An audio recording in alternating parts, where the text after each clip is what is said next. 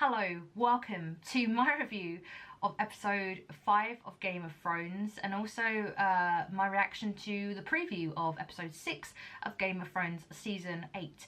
If you haven't seen Game of Thrones and you do want to see Game of Thrones and you do not want to be spoiled in any way, please do click off this video because I will be talking about spoilers. Okay, so you've been warned. It's probably in the title as well. I'm gonna write, I don't know, spoiler alert. Do not watch this video if you have not seen the rest of Game of Thrones. Okay, so there was a lot of things happening in episode 5 of Game of Thrones, and a lot of things that I'm annoyed about, I'd say.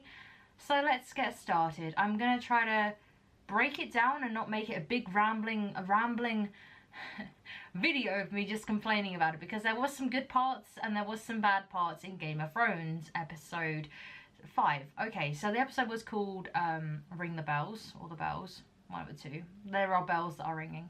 And in this episode is the pinnacle point where Daenerys basically feels completely alone, completely distraught, and she decides to just go ahead, get on her dragon, and they're gonna basically take King's Landing and make Cersei surrender, and basically Daenerys will become the queen of the Iron of everything, not the Iron, the queen of the Seven Kingdoms. That is the plan. That's the plan, okay? That's what's gonna happen. And now we're like, okay, we're behind this.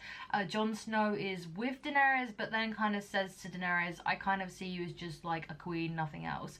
So she goes through these stages and gets completely just shaken to her core because everything around her is just dying.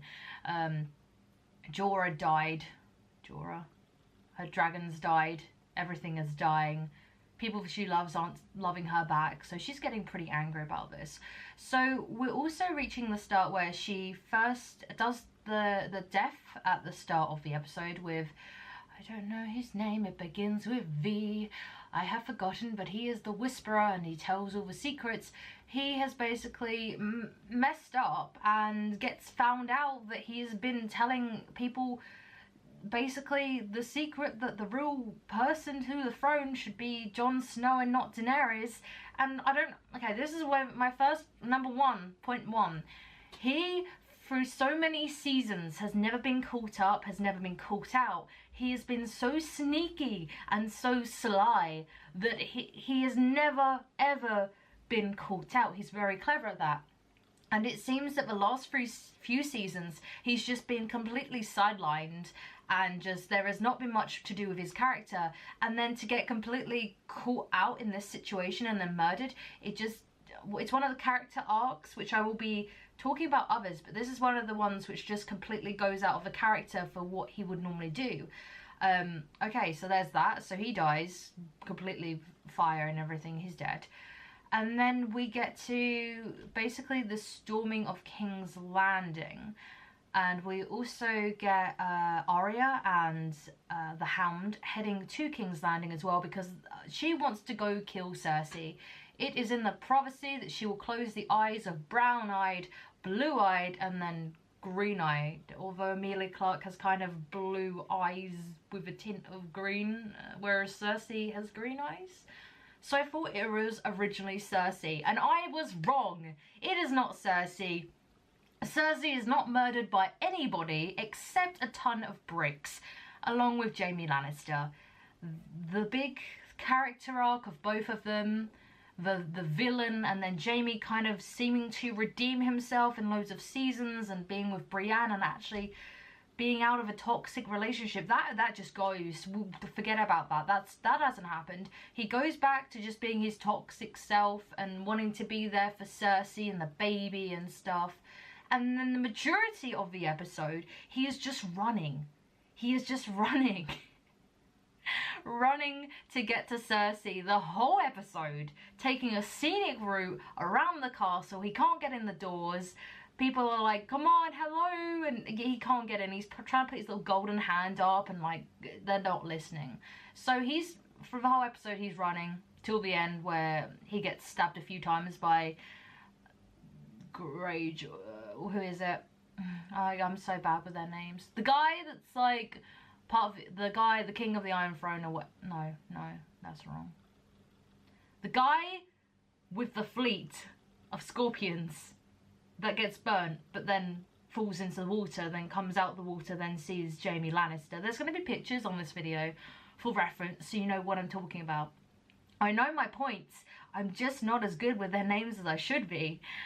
So that happens, and in my head, I'm like, that can't be the end of them. That can't be the end of Jaime Lannister and Cersei. They just dying in a ton of brick. I don't know, it doesn't feel like there's no gratification in that. There's no final blow to the head, a battle beyond the odds, fight Tyrion, and then Daenerys against Cersei, and then Arya comes in and then stabs. It was just a brick that killed them, basically. So I hope next episode, I'm in a little bit of denial because I was rooting for Jaime. I hope in the next episode that they're alive still. They're probably not, and I'm gonna be angry. But that's that. Right, next point. Okay, what are we doing here? I think I'm gonna say some good points about the episode, because there were really good points about the episode, and I'm not gonna just shit on it and be like, I'm so angry about all these character arcs, because I am. But let's highlight the good things. The cinematography was absolutely stunning. The CGI was fantastic. The relationship and the scene between Arya and Sandal, also known as the Hound, finally just kind of parting ways, and the end of their chapter was absolutely beautiful. I had a tear in my eye when she just called him by his actual name and stuff and said thank you. That was amazing, and I was like, no, this character does not deserve to die. The Hound is so, he's such a funny character. I've always enjoyed his commentary and everything he says. His arc stayed perfect. Arya's arc has stayed. So these two characters are great. Then the battle between the Mountain and the Hound, which everyone was waiting for, and it was fantastic. He didn't really need to jump out of a window. He could have, like, kicked him maybe out on his own, but it makes sense going back into fire and so forth. But the battle was absolutely stunning. Once again, the funniest scene that made me crack up is before the battle between the Mountain and the Hound. You have the little guy, what's his name? Another bad name. The advisor of Cersei's like, no, don't do it. And then he's just grabbed and just thrown. And I just can't stop laughing because it's so funny. I don't know why, but I'm like, he's always been a weasel and I don't like him, so I'm glad he died. I was happy about that death. I know I'm not talking about the main thing right now because I'm trying to remember everything, because so much has happened in the episodes that each episode you're just getting completely, here's loads of information, and there's loads of smoke, and there's loads of fire, and some people are dead, some people aren't dead. Arya just keeps getting up and then she's running. Okay, so yeah, the Mountain and the Hound, that was really good as well. What else is really good? I'm trying to think. Yeah, Arya's kind of whole thing of escaping and trying to help people escape with her and stuff, that's amazing as well.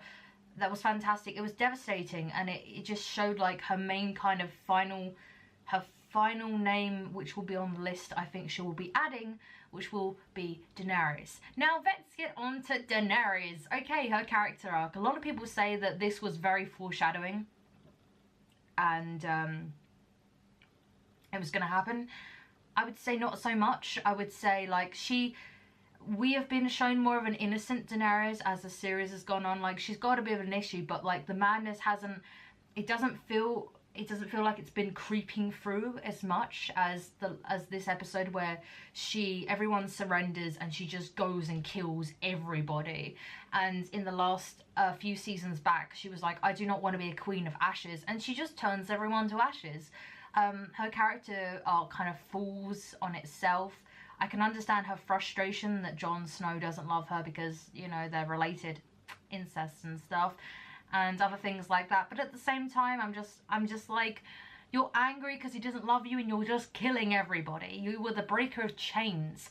You were the savior of people, and now you're just the mad queen that's murdering everybody. And it makes you flip perspective.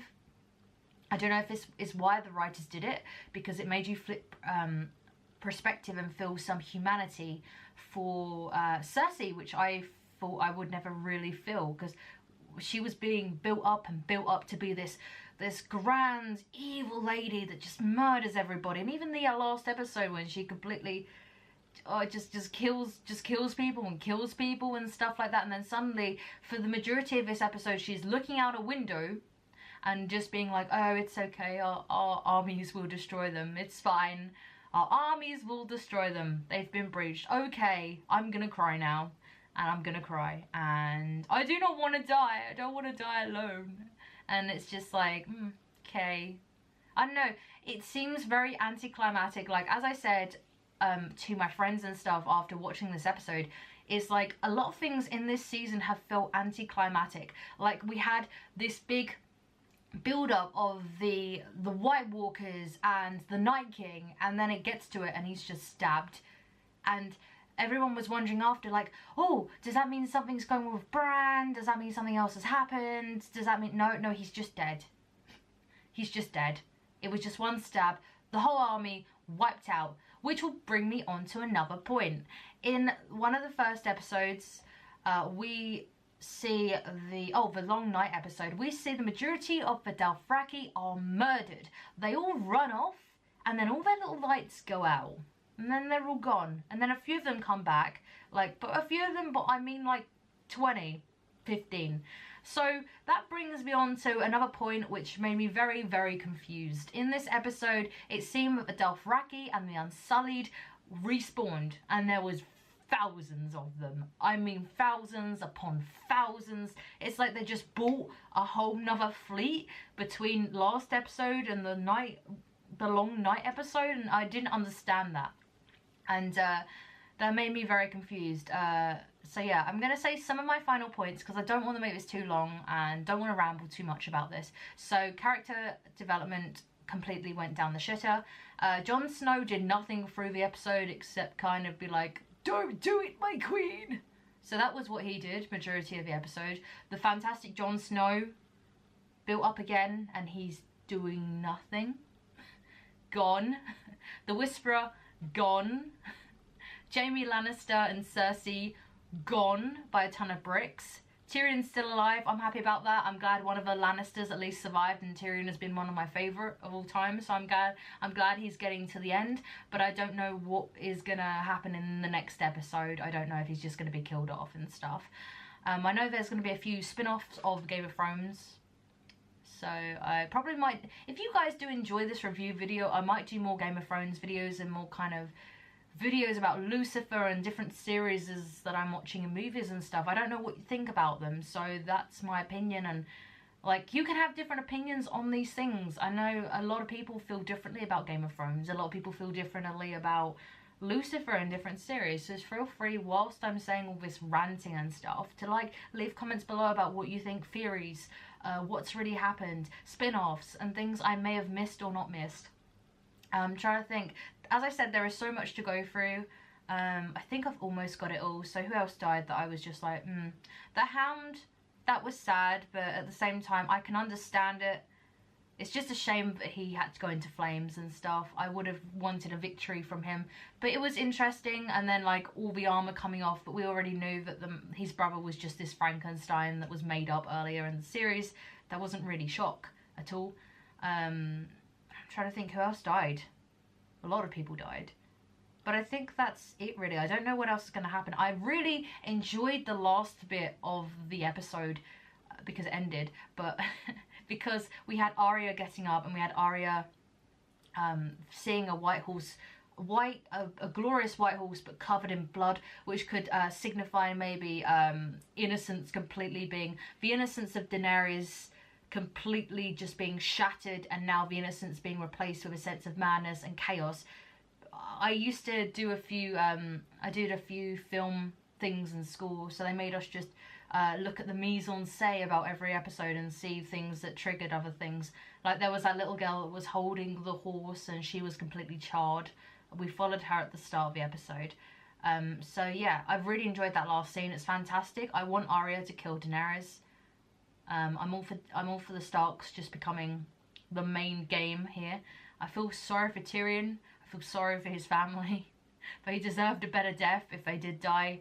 They probably did. But I'm in denial about Jaime. I'm in denial about him. So the last thing to do is have a look at the Game of Thrones preview for episode 6. So I'm probably going to put it up on the screen here while I'm watching it. So here it goes. So we're given HBO, and then we have we have Jon Snow and Davros, I believe. Then we have Tyrion just kind of like looking at King's Landing and everything completely ruined. We have Arya just looking very angry. We have the Unsullied that have respawned even more. We have Tyrion once again, and the Dothraki have respawned. All the armies have just completely respawned. And we have Daenerys looking completely kind of like badass. And that is the end of that trailer for the episode 6, which will be on this coming Sunday. I might actually stay up to watch the final because I do not want to go the next day on Twitter or any social media and be told spoilers. Because I want to see it for myself. So I probably will stay up till 2 in the morning in England time. So that'll be Monday morning I'll stay up till and watch it. So yeah, tell me what you think about Game of Thrones. What's your favourite character? Who do you want to be the main king or queen?